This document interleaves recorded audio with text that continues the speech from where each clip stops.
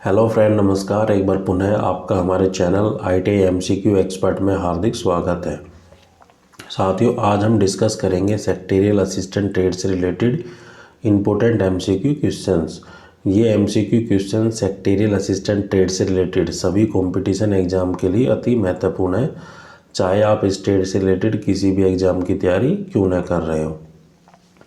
MCQ question solve करने का main उद्देश्य यह होता है कि आपको यह आइडिया लग सके कि एग्ज़ाम में कैसे और किस तरीके से क्वेश्चन पूछे जाते हैं और इनके अकॉर्डिंग आप अपने एग्ज़ाम की तैयारी कर सकते हैं। और अगर आप इस ट्रेड से रिलेटेड किसी पोस्ट के इंटरव्यू की तैयारी कर रहे हैं तो भी ये MCQ क्वेश्चन आपके लिए काफ़ी हेल्पफुल है, क्योंकि जब आप इंटरव्यू देने किसी ऑर्गेनाइजेशन, किसी फर्म में, किसी इंस्टीट्यूट के अंदर जाएंगे, जब इंटरव्यूअर आपसे टेक्निकल क्वेश्चन पूछेगा तो ये MCQ क्वेश्चंस आपको इंटरव्यू देने में काफ़ी मदद करेंगे। और साथ ही अगर आप पहली बार मेरे चैनल पे आए या अभी तक आपने मेरे चैनल को सब्सक्राइब नहीं किया तो प्लीज़ सब्सक्राइब करें तथा बेल आइकन पर क्लिक कर नोटिफिकेशन को ऑन कर ले, ताकि जब भी मैं कोई नया वीडियो डालूँ तो नोटिफिकेशन आप तक जल्द से जल्द पहुँच जाए। इस सीरीज़ को हम 4 वीडियो के माध्यम से कंप्लीट करेंगे, जो कि आज का हमारा सेकंड पार्ट है। और अगर आप इस ट्रेड से रिलेटेड और वीडियो देखना चाहते हैं तो आप मेरे चैनल की प्लेलिस्ट में जाकर सेक्रेटरियल असिस्टेंट के फोल्डर में जाकर आप वहां पे सेक्रेटरियल असिस्टेंट की सभी वीडियो को वहां पर देख सकते हैं। तो चलिए बिना किसी देरी के आज की वीडियो को हम शुरू करते हैं। तो आज का हमारा फर्स्ट क्वेश्चन है, विच of the following is a method of rapid writing by the means of abbreviations and the symbols. इनमें से संक्षिप्त शब्द और प्रतीक चिन्हों के माध्यम से लेखन जो विधि है वो कौन सी एक विधि होती है? तो ये विधि होती है हमारी short hand. So short hand is a method of rapid writing by the means of abbreviation and the symbol. तो एक तरीके से बड़ी बातों को एक सिंबल या एब्रिविएशंस के रूप में जल्दी जल्दी लिखना, तो वो हमारा क्या कहलाता है? Short hand. तो राइट आंसर होगा option second. Next question is the which finger do you use to strike the P.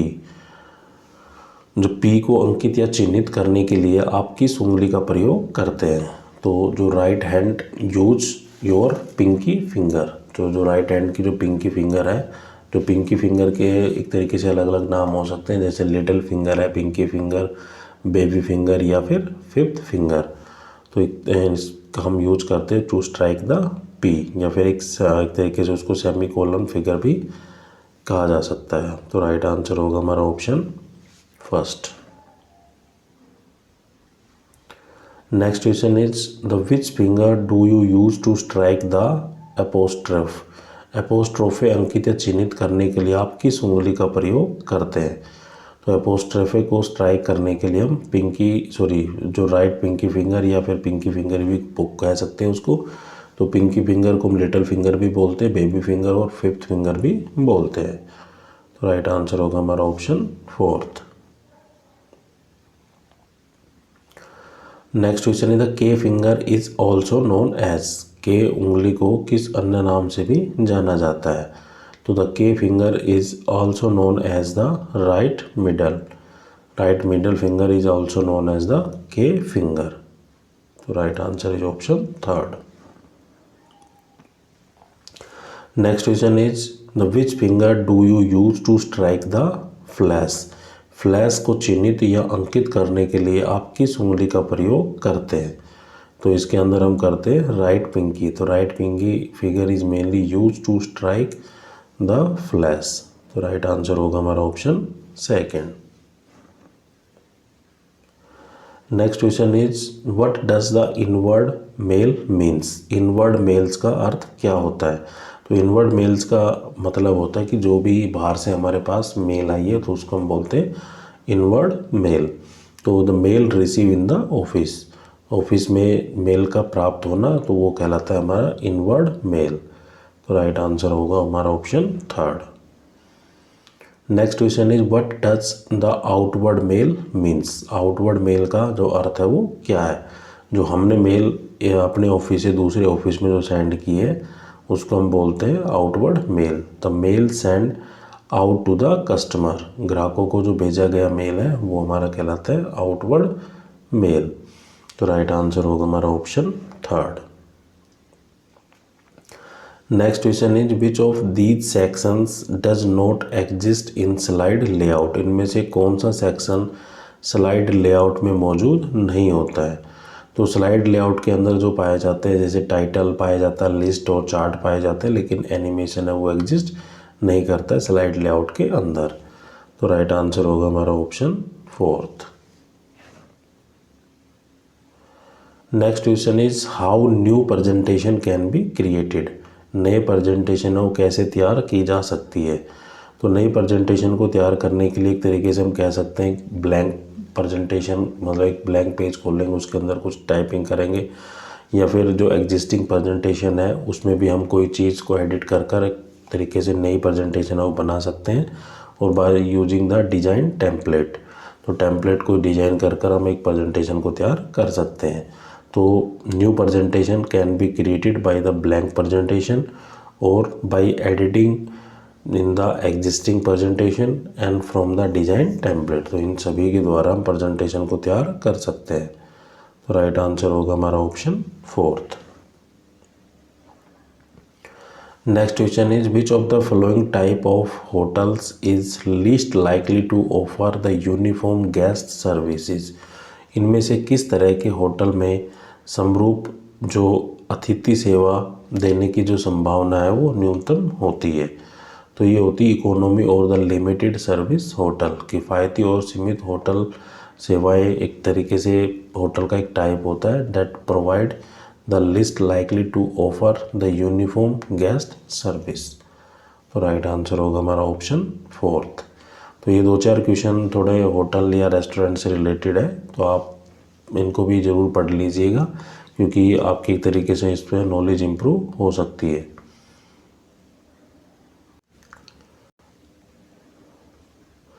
Next question is the tour operations typically work on A. Tour operation सामान्यतः काम करते हैं। तो tour operations typically work on a commission basis. Commission के आधार पर वो tour operator वो काम करते हैं। तो राइट आंसर होगा हमारा ऑप्शन 3। मान लो कोई एक तरीके से पैकेज ले लिया जाता है कि आपको एक जो एक टूर है या गाइड टूर है, ये आपको गाइड करेगा किसी भी शहर में घुमाने के लिए। तो उस वो किस लिए रखे जाते हैं, वो कमीशन बेस पर रखे जाते हैं। Next question is which of the following should not be present in a business letter. इनमें से किस या किसी व्यावसायिक पत्र में मौजूद नहीं होना चाहिए। तो ये होते हैं हमारी जो बिजनेस एक तरीके से जारगन्स होते हैं, जो व्यर्थ की व्यावसायिक जो बातें हैं उसको हमें जो बिजनेस लेटर है उसके अंदर प्रेजेंट नहीं करना है। एक तरीके से जो जारगोन्स का मतलब होता है या जो वर्ग बोली किसी क्षेत्र की एक लोकल लैंग्वेज या बकवास वर्ड है, क्योंकि एक क्षेत्र की जो लोकल लैंग्वेज है हो सकता है दूसरे क्षेत्र का व्यक्ति है उस भाषा को ना समझ पाए, उस वर्ग बोली को ना समझ पाए। तो इसलिए जो भी हम लेटर तैयार करते हैं, कोई भी बिजनेस परपसेज लेटर है, तो उसमें हमें एक तरीके से जो जारगोन शब्द है, वर्ग बोली या फिर जो बकवास वर्ड है, उनको वर्णन नहीं करना चाहिए। तो राइट आंसर होगा हमारा option 2। Next question is which of the following is not use for concluding a business letter. इनमें से किसी व्यावसायिक पत्र के समापन पर उपयोग नहीं किया जा सकता। तो जब भी हम कोई बिजनेस के लेटर लिखते हैं तो उसमें जब हम लास्ट में जो कंक्लूड करते हैं उसको, तो उसमें एक तरीके से जो योर्स सिंसियरली, आपका भविष्य, ये नहीं लिखा जाता है। तो ये जो लिखते हैं, कौन लिखते हैं, ये लिखते हैं हमारे जो स्टूडेंट वगैरह वो लिख सकते हैं। तो हम क्या बिजनेस लेटर के अंदर इंक्लूड कर सकते हैं, जैसे thanks and regard, your truly, your faithfully, आपका आभारी, आपका अपना, या सादर के साथ जो भी लेटर हम प्रेषित कर रहे हैं। तो business letter does not include your sincerely. तो राइट आंसर होगा हमारा option 2। Next question is which of the following is not a part of business letter. इनमें से क्या व्यावसायिक पत्र का हिस्सा नहीं होता है।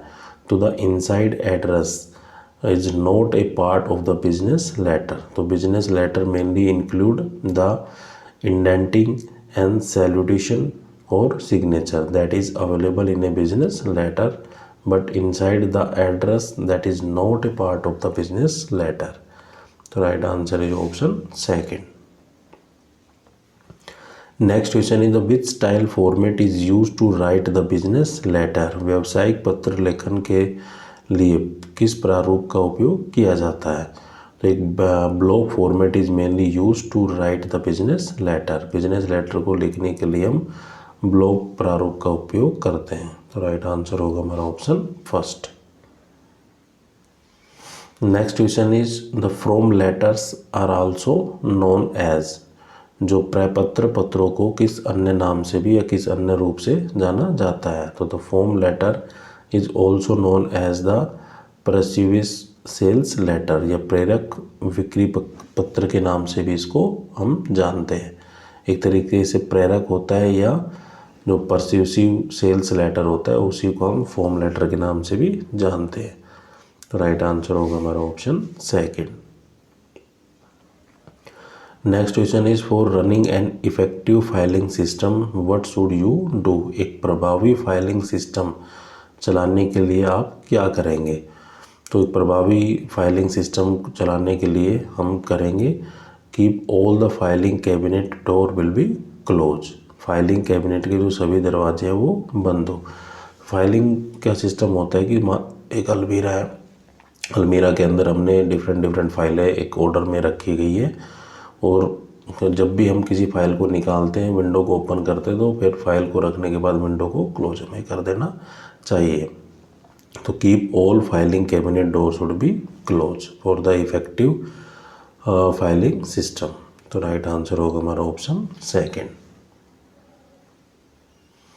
Next question is which classifications allow the file arrangement in strict date order. फाइलों को उचित तिथि क्रम में व्यवस्थित करने के लिए कौन सा वर्गीकृत करता है। तो ये वर्गीकृत करता है क्रोनोलॉजिकल। तो क्रोनोलॉजिकल का मतलब होता है in this item are arrange according to the date and the time. तो दैट इज राइट आंसर होगा हमारा ऑप्शन थर्ड।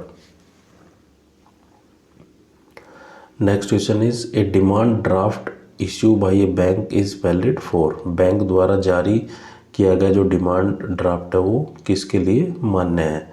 तो ये demand draft issue from A bank is valid for the 3 month.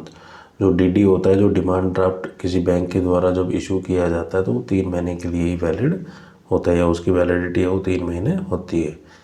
तो राइट आंसर होगा हमारा option third. Next question is the how many digit does N IFSC code of the bank have. Bank के IFSC code में कितने अंक होते हैं। तो बैंक का जो IFSC कोड होता है उसमें 11 एक तरीके से अल्फ़ा न्यूमेरिक होते हैं, जैसे SBIN 001187 तो इस तरीके से इसमें जो डिजिट की जो संख्या है अल्फ़ा न्यूमेरिक होते हैं, कुछ कैरेक्टर भी होते हैं, कुछ नंबर भी होते हैं। तो एक किसी भी बैंक का जो IFSC कोड होता है तो उसमें 11 डिजिट या 11 अल्फ़ा न्यूमेरिक नंबर होते हैं। तो राइट आंसर होगा हमारा option third. Next question is which of the following option allow you to send the same letter to the various people. निम्नलिखित में से कौन सा विकल्प आपको एक ही पत्र को विभिन्न लोगों को भेजने के लिए अनुमति देता है। तो ये हमारा होता है मेल मर्ज।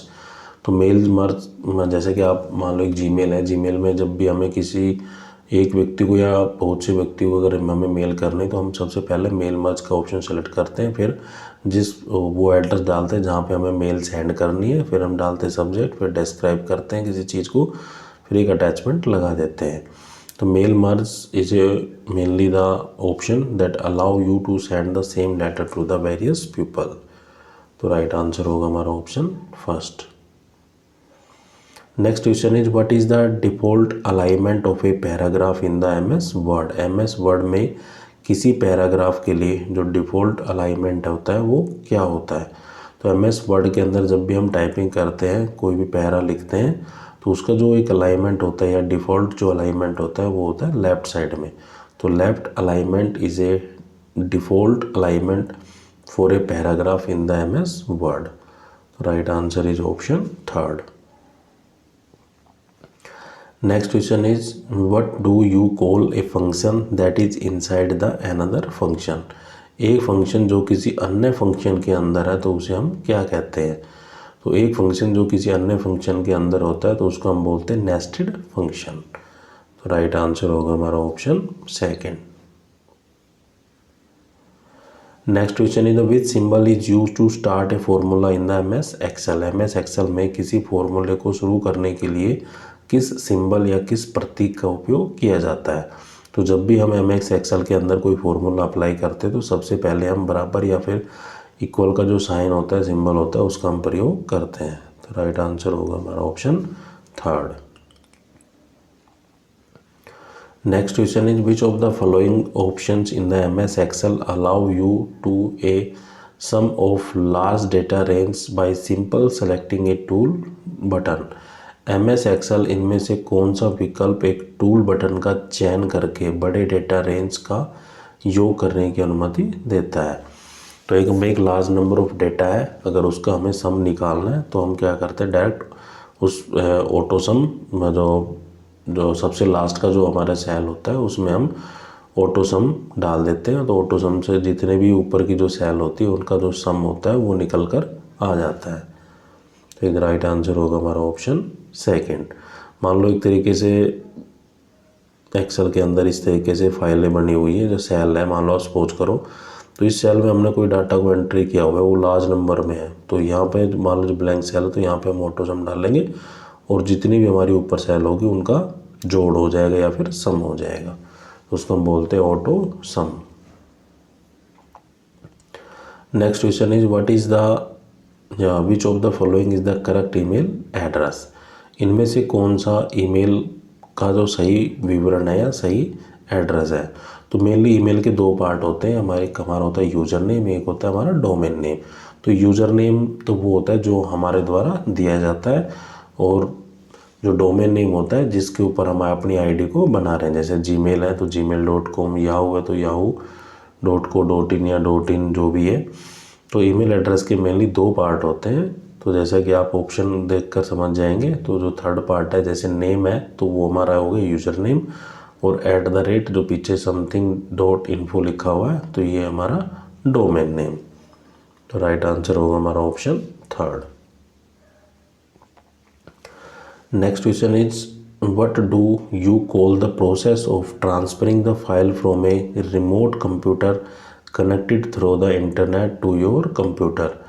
आपके कंप्यूटर से इंटरनेट के माध्यम से जुड़े एक दूरस्थ कंप्यूटर से फाइलों को स्थानांतरित करने की जो प्रक्रिया है उसको हम क्या कहते हैं?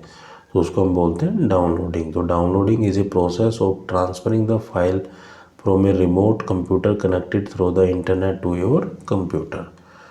राइट आंसर होगा हमारा ऑप्शन सेकंड। तो जब भी हम इंटरनेट को एक्सेस करते हैं, कोई फाइल एक तरीके से जब डाउनलोड की जाती है या ट्रांसफ़र की जाती है तो उसको हम बोलते हैं downloading. Next question is the main page of the website is called. किसी वेबसाइट के जो मुख्य पेज को हम क्या कहते हैं? तो the main page of the website is known as the home page. तो राइट आंसर होगा हमारा option second. Next question is which of the following is not a search engine. इनमें से कौन सा एक सर्च इंजन नहीं है? ये मोस्ट इंपॉर्टेंट क्वेश्चन है, काफ़ी एग्जाम में देखने को मिलता है। तो जो विंडोज़ है that is not a search engine. जैसे बीइंग है, गूगल है, याहू है, ये सब सर्च इंजन है, इनके द्वारा हम डाटा को सर्च करते हैं, लेकिन Windows is not a search engine. तो राइट आंसर होगा हमारा option second. Next question is which of the following would you use to send a copy of the documents overseas quickly. किसी दस्तावेज की एक कॉपी शीघ्र विदेश भेजने के लिए निम्नलिखित में से किसका प्रयोग किया जाता है? तो अगर हमें डेटा को क्विकली सेंड करना है तो क्विकली सेंड करने के लिए डेटा को हम जो मशीन यूज़ करते हैं वो होती है हमारी फैक्स मशीन। तो fax machine is mainly use to send a copy of the document overseas quickly. तो right answer is option second.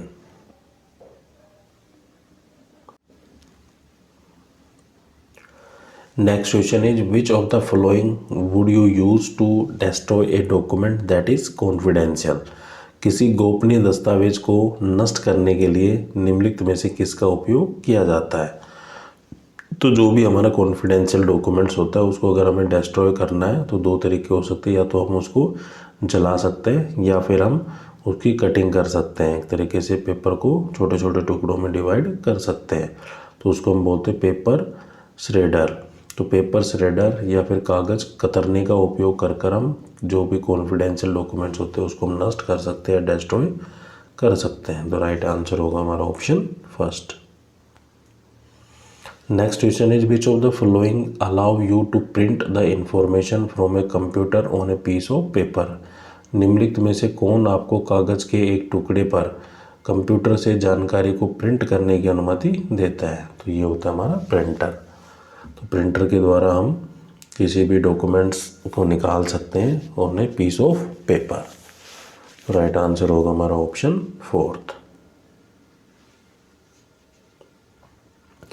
Next question is what is the role of the secretarial assistant. एक सचिवायक सहायक की जो मुख्य भूमिका होती है वो क्या होती है? तो सेक्रेटरियल असिस्टेंट की जो मुख्य भूमिका होती है वो होती है हमारी मेंटेन या शेड्यूल ऑफ द कैलेंडर। जो भी हमारे कार्यक्रम है वो कैलेंडर के अनुसार उन चीज़ों को मेंटेन रखना और arrange and confirm the appointments, जितनी भी जो नियुक्ति है उसकी व्यवस्था और उसकी पुष्टि करना, और implement and maintain the office system, जो कार्यालय की जो कार्यालय प्रणाली है उसको लागू करना और उसको बनाए रखना।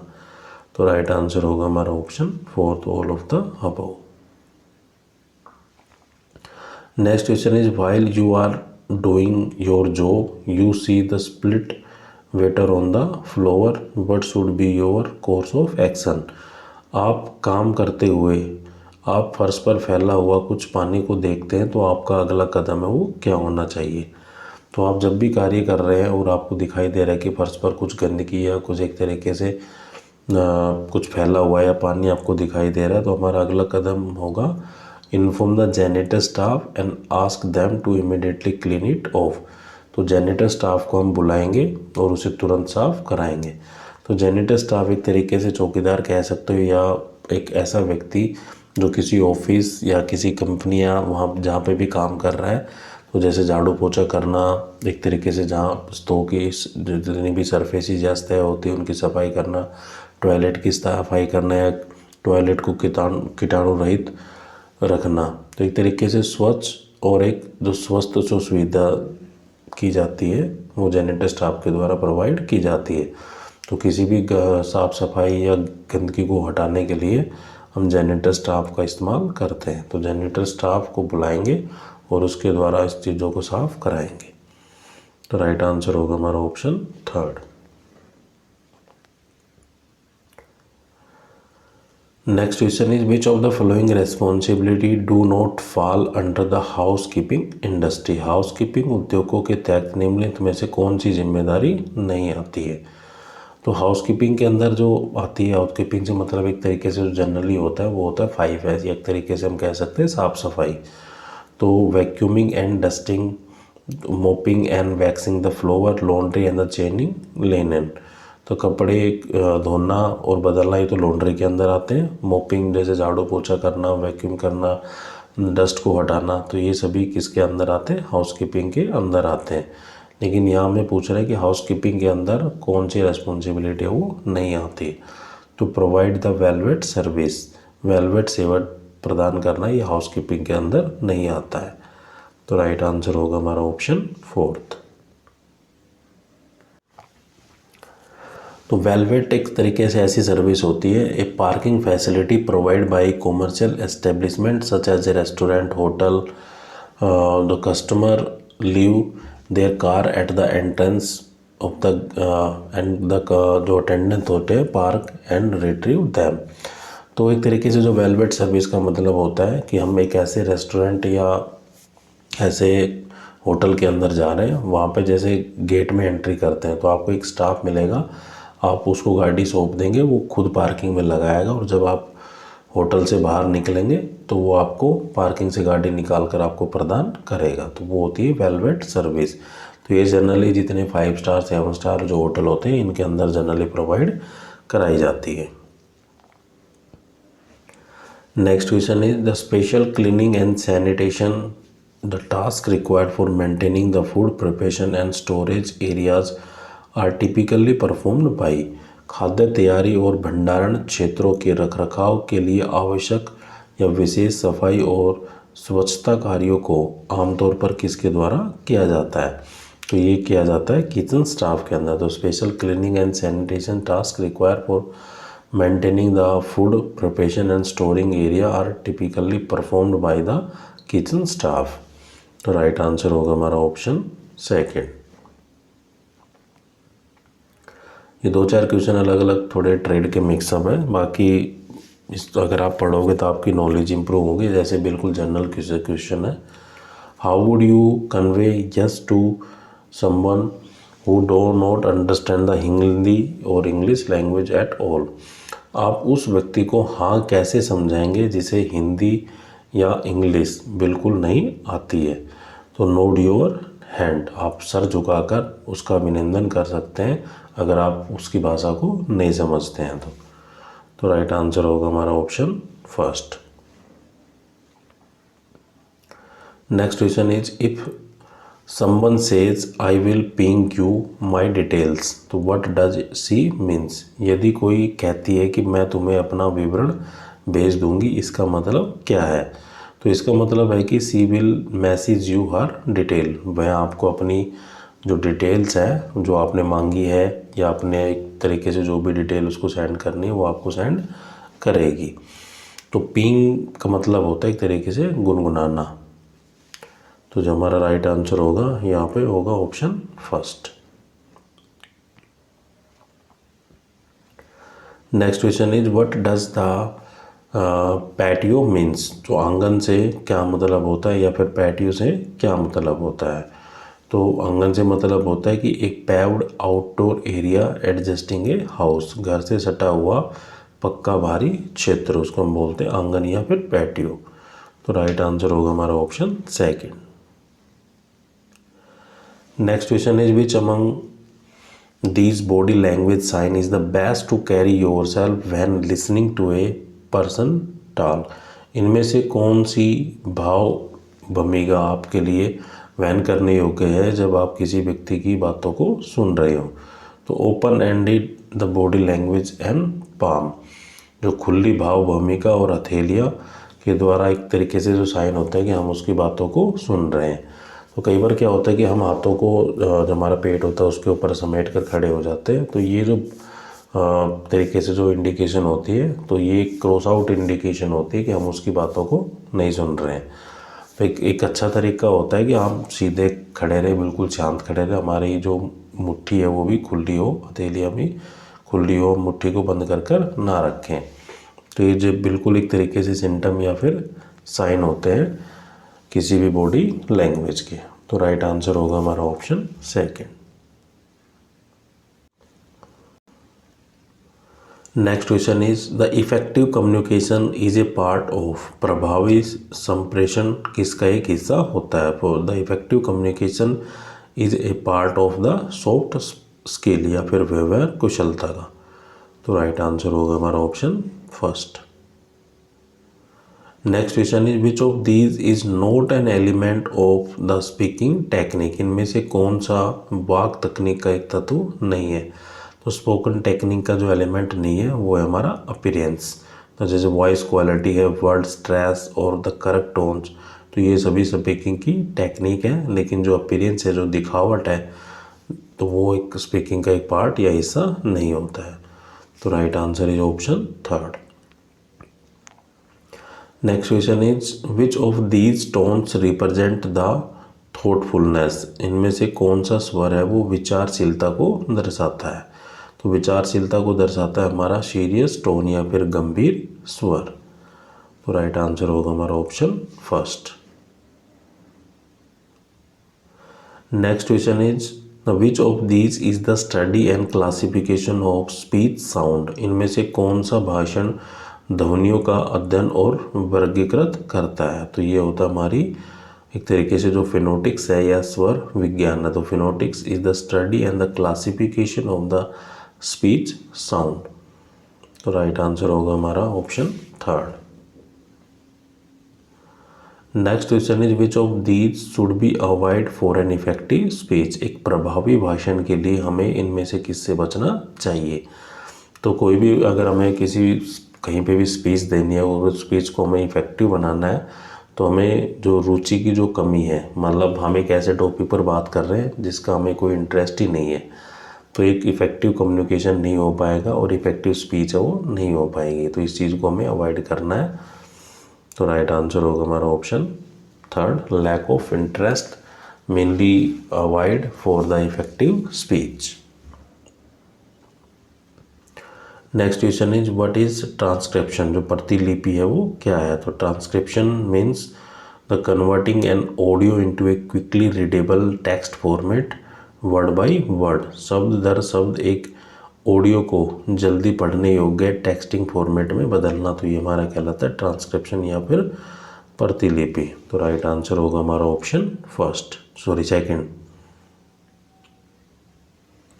Next question is dash is a unique tag usually A number identifies the file with in the file system. एक विशिष्ट टैग है जो आमतौर पर एक संख्या जो फाइलिंग सिस्टम के भीतर फाइलों की पहचान कराता है। तो वो ये होता है हमारा फाइल आइडेंटिफायर। तो हम क्या करते हैं कि मान लो एक रजिस्टर हमने मेंटेन किया हुआ है, मान लो सपोज करो कोई 10 ट्रेड की हमने डिटेल लिखी हुई है, तो उस पर हम मान लो पहले जो 10 पेज है उस पर हमने एक मान लो सपोज करो वेल्डर ट्रेड लिखा हुआ है, तो उसको हम इंडिकेट कर देंगे 1 नंबर से या फिर वेल्डर लिख देंगे। फिर हम क्या करेंगे, जो सेकंड ट्रेड यूज किया है, एक तरीके से फ्लैगिज होते हैं ना, जो डिफरेंट कलर के फ्लैग होते हैं, तो हमें कोई भी मान लो 5 नंबर का ट्रेड खोलना है तो हम सीधे 5 नंबर पे जाएंगे और उसी पेज को ओपन कर लेंगे। अगर हम ऐसा नहीं करते हैं आइडेंटिफाई करने के लिए किसी चीज़ को, अगर जो ओपन करेंगे तो हमें लॉट ऑफ टाइम हमारा कंज्यूम होगा। मान लो हमें सपोज करो 6 नंबर का कोई ट्रेड खोलना है, तो 6 नंबर का ट्रेड खोलने के लिए हमें ये तो पता नहीं कि किस पेज नंबर पे क्या है, तो हम पेज को पलटते रहेंगे। लेकिन हमने वहाँ पे टैगिंग की हुई है, जो फ्लैग टैगिंग की हुई है उसके ऊपर लिखा हुआ है, तो हम डायरेक्टली उस पेज पर जा सकते हैं। तो राइट आंसर होगा हमारा option first. Next question is what is the costliest of all filing equipment. सभी फाइलिंग उपकरणों में सबसे महंगा कौन सा होता है। तो ये होता है हमारा वर्टिकल ड्रॉयर कैबिनेट। जो लंबवत दराज जो अलमारी होती है is the costlier at the filing equipment. तो राइट आंसर होगा हमारा option first. Next question is which among the following explain the sequential file assess method. निम्नलिखित में से कौन सा अनुक्रमिक फाइल जो एक्सेस विधि को बताता है। तो ये हमारा बताता है read bite at a time in order में एक समय पर एक बाइट की रीड करना। तो ये एक्सप्लेन करना है generally sequencing filing assess method को। तो राइट आंसर होगा हमारा option second. Next question is the destruction of the filing for the malicious reason such as accessed by fraudulent people is classified as being। दुर्भावनापूर्ण कारणों से फाइलों का विनाश जैसे कपटी लोगों द्वारा उपयोग जो करते हैं उसको किस व्यक्तिगत में किया जाता है। तो ये करते हैं मॉडिफाइड या फिर संशोधित। तो destruction of the filing from malicious reason such as accessed by the fraudulent people is classified as the modified। तो राइट आंसर होगा हमारा ऑप्शन फर्स्ट। तो साथियों आज के लिए हम इतने ही क्वेश्चन रखते हैं, बाकी हम देखेंगे नेक्स्ट वीडियो में। तो आपको मेरा वीडियो कैसा लगा कमेंट करके ज़रूर बताइए, और अगर अभी तक आपने मेरे चैनल को सब्सक्राइब नहीं किया तो प्लीज़ सब्सक्राइब करें, लाइक करें और ज़्यादा से ज़्यादा शेयर करें। Thank you. जय हिंद, जय भारत।